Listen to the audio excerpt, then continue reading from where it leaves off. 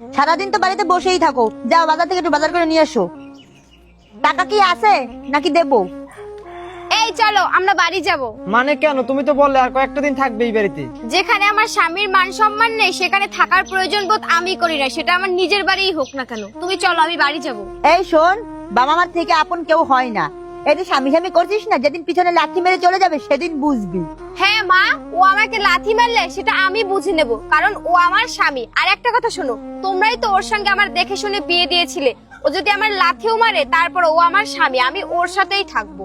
আর একটা কথা শোনো মা, ও আমার সঙ্গে সারা জীবন থাকবে, তোমরা আমার সঙ্গে সারা জীবন থাকবে না।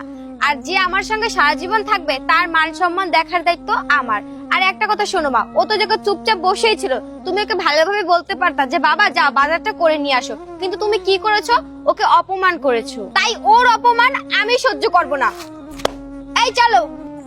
স্বামীর অপমান স্বয়ং দেবী পার্বতীও সহ্য করেননি, তিনি দেহত্যাগ করেছিলেন। আর এখনকার যুগের মেয়েরা দেহত্যাগ করুক বা না করুক প্রতিবাদ করতে জানে। আর আমার মতে প্রত্যেকটা মেয়েরই প্রতিবাদ করা দরকার, কারণ সে তার স্বামীর সঙ্গে সারা জীবন থাকবে। তার স্বামীর অপমান মানে তারই অপমান।